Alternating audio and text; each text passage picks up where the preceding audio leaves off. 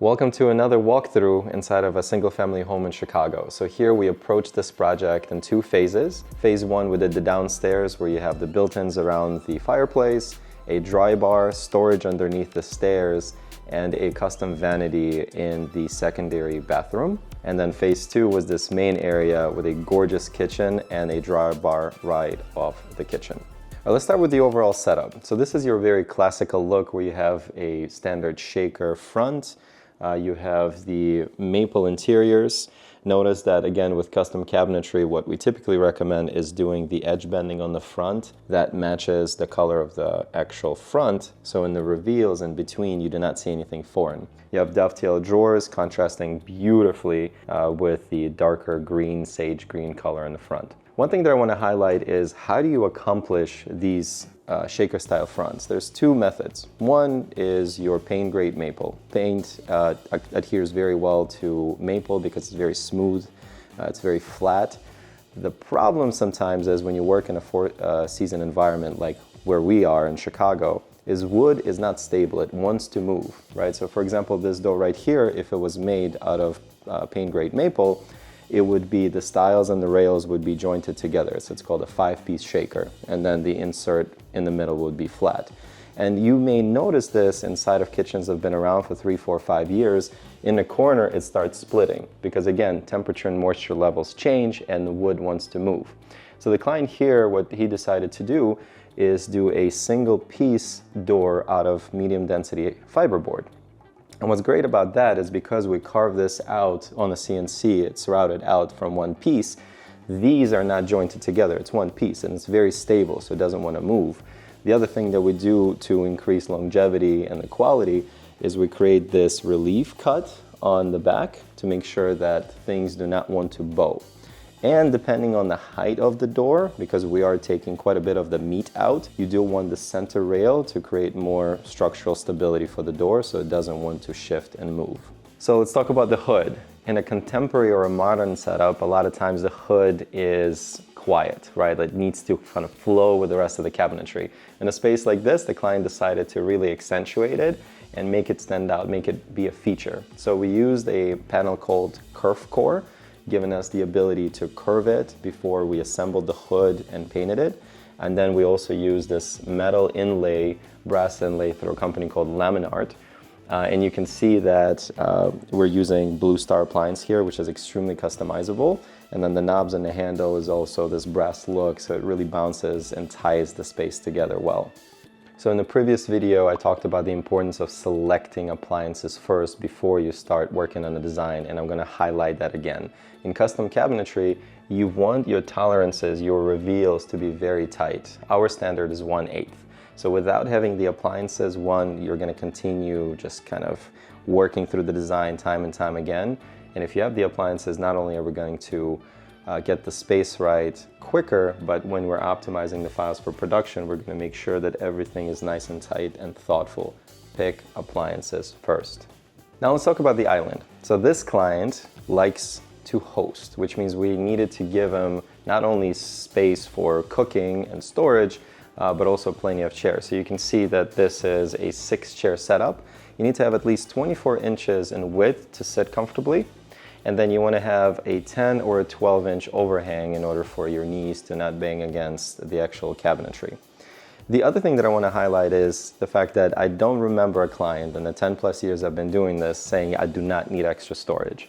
So this island is 48 inches deep, so you have 24-inch cabinets on the main side hosting the sink and some of the appliances, and then you have 12 inches behind and they look like regular panels, but they're actually cabinets. Functional storage, so something that you do not use every single day, but you want to have in your kitchen. So 48 inches, you have 24 inches on the main side, 12 inches for extra storage behind, and another 12-inch overhang to sit comfortably. So the last area I'm going to highlight here on the main floor of the kitchen is this bar. So you'll see that the style is the same, the paint is the same. Handles are a little bit different because it needs to feel like a separate spot. You have these towers here for very deep, very purposeful storage. I love this space right here. Instead of going to your mudroom, laundry, garage, you have your utensils here like tools and step stool and extra paper towels, things like that.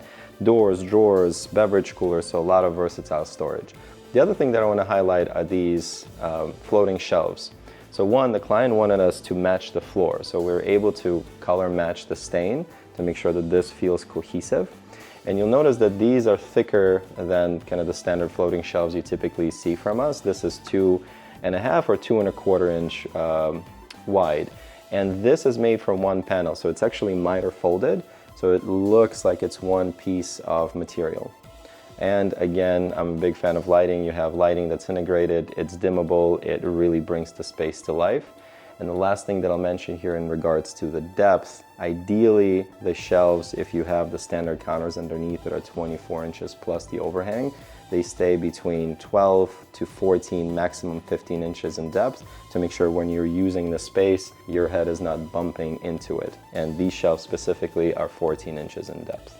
All right, so now we're in the basement in the main living space, and we have two spots here with cabinets.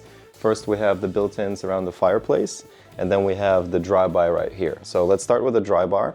We have this gorgeous feature cabinet, right, that accentuates the space. As soon as you come down the main staircase, you see this thing lit up. It's painted on the inside the same color as on the out. You have these metal framed micro shaker doors. The other thing that I want to highlight here is the hinges. They're also onyx black, so they're not sticking out. They're not that silver chrome color that you typically see hinges in. So everything's purposeful here. The other thing about custom cabinetry, obviously, is you can pick and choose where the lights are positioned. So it's one of the things that we typically discuss. Is it in the middle of the panel, 2 inches away from the front? Is it vertical orientation, horizontal orientation, and obviously the temperature in kelvins? Is it cooler tones? Is it warmer? Is it dimmable? So all of these things you have full control over when you do custom cabinetry. Now let's look below here. This is a very popular style nowadays. This is a micro shaker or slim shaker. There's a couple of ways that you can accomplish this profile. In this case, what we've done is we did a 1-inch thick HDF or high density fiberboard, and this is routed in by a CNC. What's nice about that, because we live in a 4-season environment here in Chicagoland, the temperature, the moisture changes, and because this is not wood, it's cut out of one piece, it has very low risk of bowing and moving as the temperature and the moisture changes, so less chance of it getting cracked. The other thing you'll notice here is because we have very dark painted fronts, the maple dovetail drawers look really nice contrasting with the front. And the other thing, again, that you have the flexibility as we talk about custom cabinetry is this piece right here. So these are frameless cabinets, and you have edge bending on the front that matches the actual door. So in the reveals, in between the doors, you don't see anything foreign, purposeful.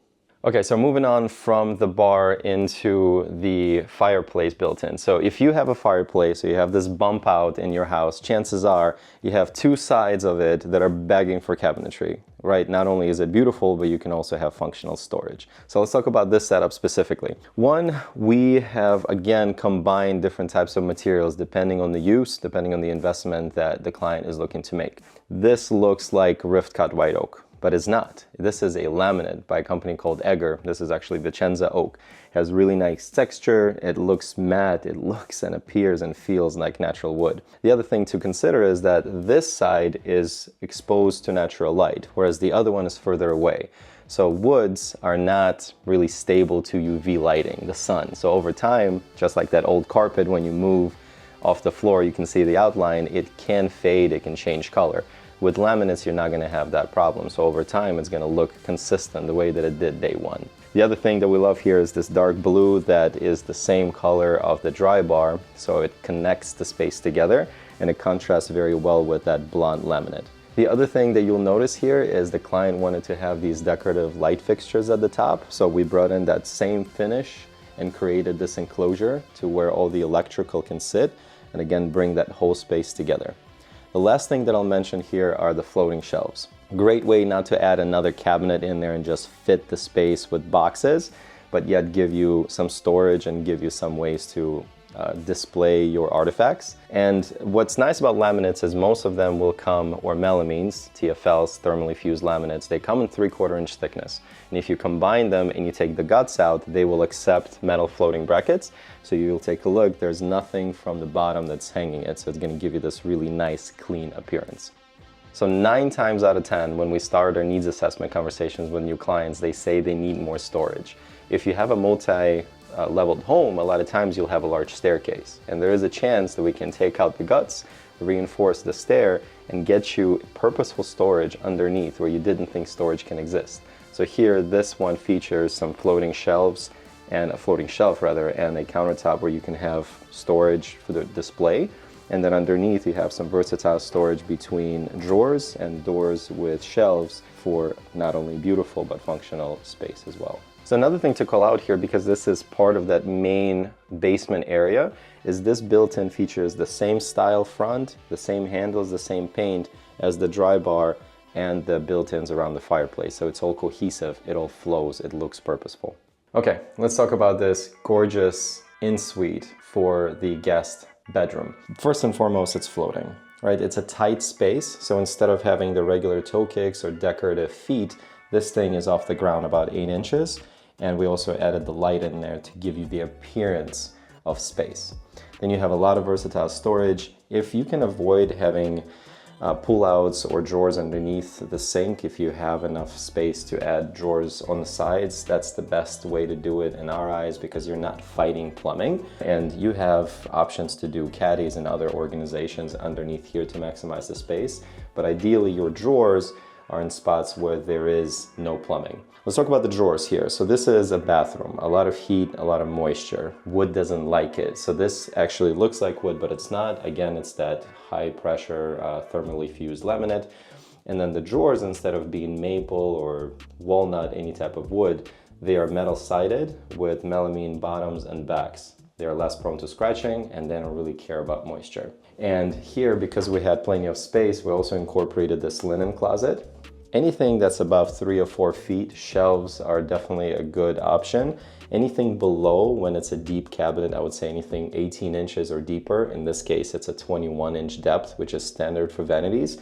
I recommend doing rollouts underneath so you're not jumping into the cabinet itself. You also have to consider angles. If we used regular hinges, we would have to shrink the drawers or the rollouts in order for them to work properly. Here we wanted to maximize the width, so we use these specialty hinges, which are zero protrusion hinges. So the front is in line with the cabinet box, which means the rollouts can come out without biting the front or scratching them.